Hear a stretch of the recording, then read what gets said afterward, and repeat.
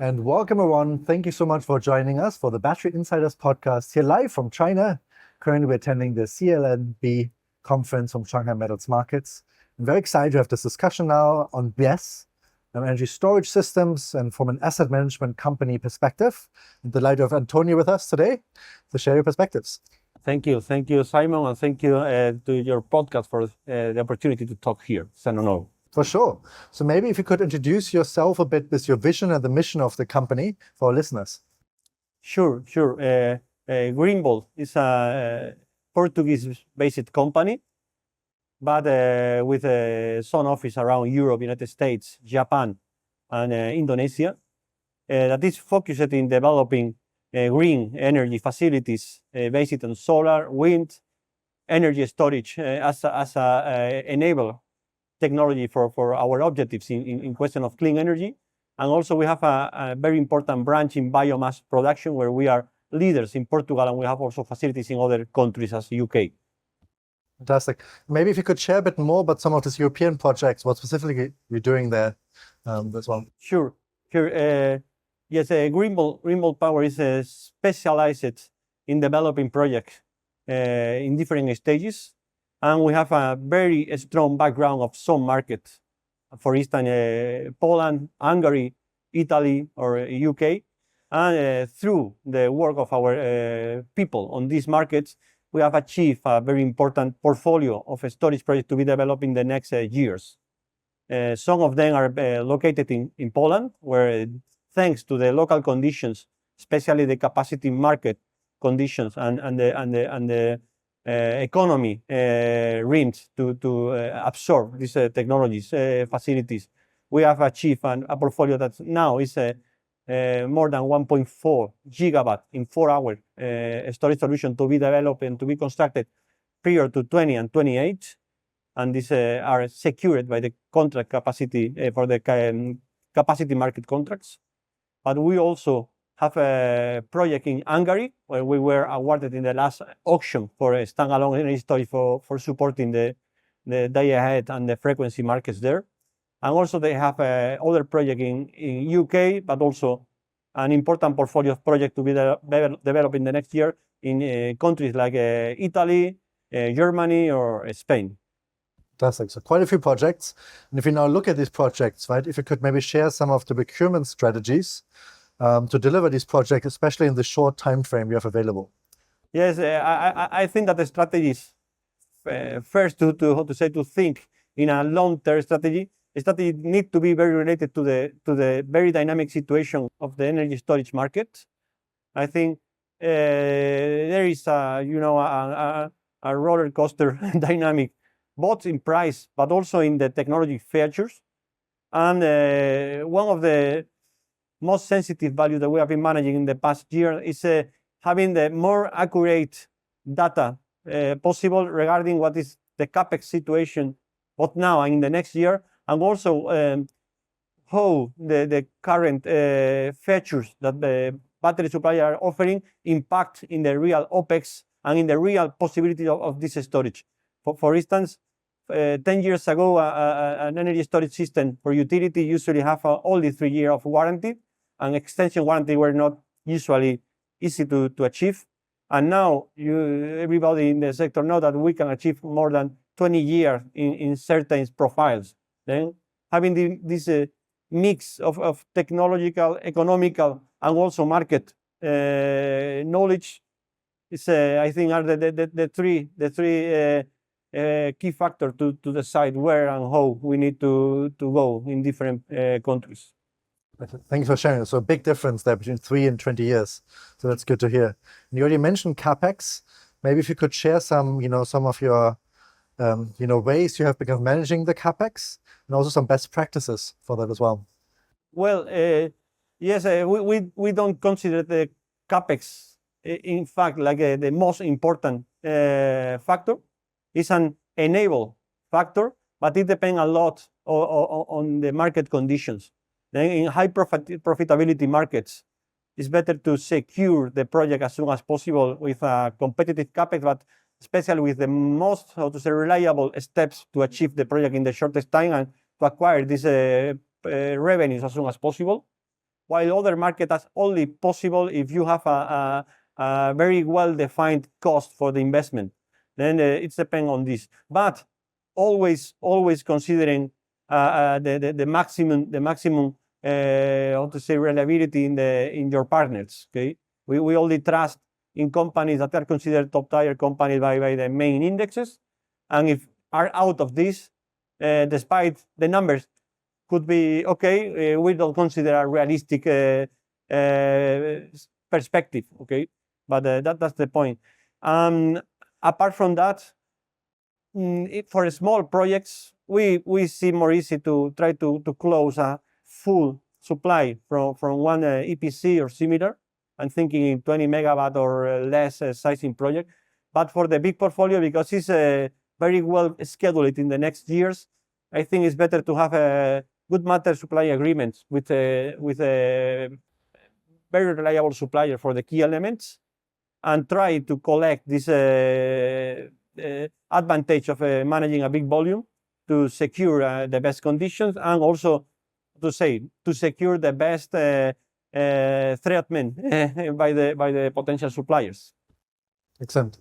And maybe also if you can go from Capex to Opex, if you could also maybe share some best practices about Opex, and also for us to understand, like, what do you spend your most money on in the Opex? Is it battery analytics, tool management, etc., etc.? Yes, the Opex, it's curious because while in Capex it's more easy to differentiate what are the components of the Capex. In the Opex, we have to define our own criteria because depending if you are looking for the perspective of the annual management cost regarding taxes, regarding energy asset managers, regarding the local structural costs that are variable in every country. And after that is the fixed and secure cost that implies the maintenance of the facilities. Then we try to differentiate firstly, and this is sometimes difficult because you need to know you have a very strong knowledge about the tax and the cost structure of the market. But after that, the past year there was a vision of one-off project with 10 to 15 years, and after a new ones, and we are now moving to project that can be managed for more than 20 years, and we need a Capex that enlarge and fit the lifetime of the technology to, for instance, the option to lease the terrain, the option to prolong, to extend the connection authorizations.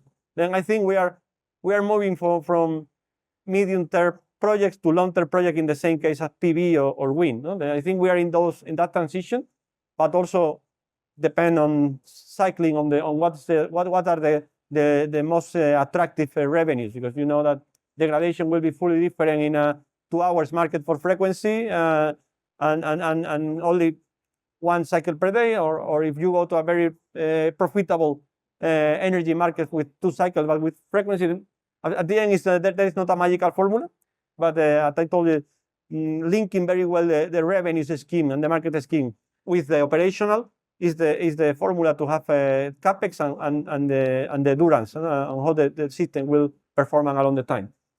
And you mentioned like a range of different projects in different countries we're doing, and maybe also to stay a bit more on the Opex question, are there maybe any examples you can share of something maybe even surprised you? Because you said that even between countries, it can vary a lot, also between application, right? Use cases. But maybe on the countries, any takeaways for how does it differ between the UK, let's say, compared to Portugal or Italy, or is there anything you could share? Yeah, despite I'm not an expert in grid integration policies, but what I can perceive is that the different blocks and different ways to manage. UK is highly differentiated from the rest of Europe, and in Ireland is a mix between UK criteria and European Union criteria. But in those markets, it's very, there are a lot of grade of freedom for managing the plants. It's very clear and very transparent market to develop, and it's very easy. Other markets are more, more traditional, more monolithic, and you need to know what are the limitations that the regulation could have to the real possibilities of the storage. But at the end, what you have is a set of fixed costs that sometimes are changed, a set of fixed limitation in the capability to connect. Sometimes there are limitations between the rate of the energy you can install and the power, and sometimes in that you can put parallel project and you can oversize and other you can't. Then there are big differentiation, for instance, between Poland with the improvement on past year of the cable pooling law, that is a high flexibility criteria to distribute system. And for the audience, if they don't know, cable pooling at the end is a national law that regulate the hybridization in facilities where you can oversize the capacity while you keep a high level regulation system and ENS or to control that the power is according to the real capacity of the connection point. In Spain, Italy, other countries, it can be done, but there's not a national regulation. It's more, how to say, more technical and more difficult to achieve. And the point is that I think all the market will evolve to this adaptation, because at the end it's a way to save a lot of money in investment for their own TSO, for their own transmission regulation companies. In the next 5 years to 10, probably we will have a absolutely, to say, very, very clear panorama and more expertise in managing big markets and not one by one. That's a point. And also, for instance, the Opex and the technology selection depend a lot of, for instance, the contract you have. In Hungary, you have a minimum obligation of 10 years operating in a profile of conditions. And after that, you have also other obligation depending on the project, but you have an EOL configuration, end of life configuration, that this is, I think, very new in Europe.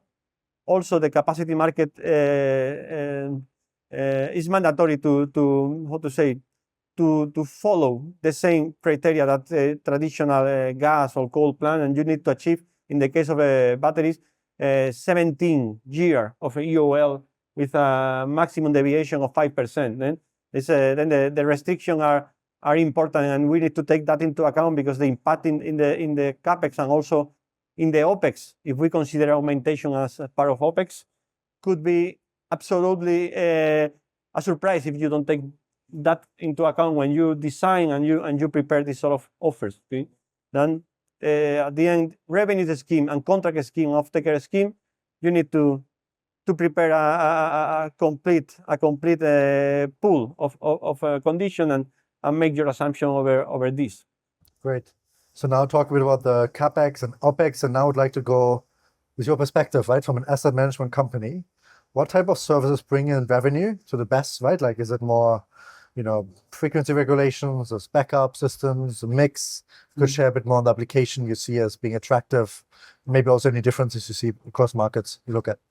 Well, my opinion regarding the revenues is that there are early adopter or early players, business in secondary market and in auxiliary services, and long-term business in the energy. The long-term business in the energy is a conservative perspective, because at the end, except that there will be there are surprises in the future, is a fixed revenue and a low profile revenue, while for instance, we are talking about frequency, intradays, or energy balance. At the end, those related to management of the short-term energy imbalance are, how to say,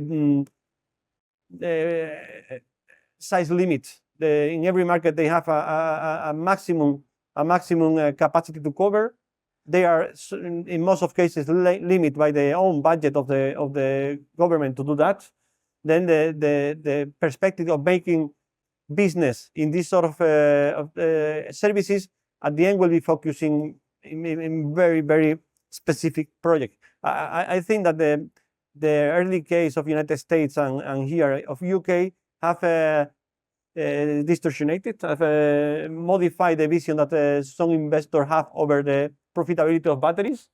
And I think that the gold age in this case is only 2-3 years period, and after that you need to think in a long-term use in a more conservative profitability and with a big degradation, because as you know, the energy associated markets usually have is more demand in terms of use of the battery per money received. Okay?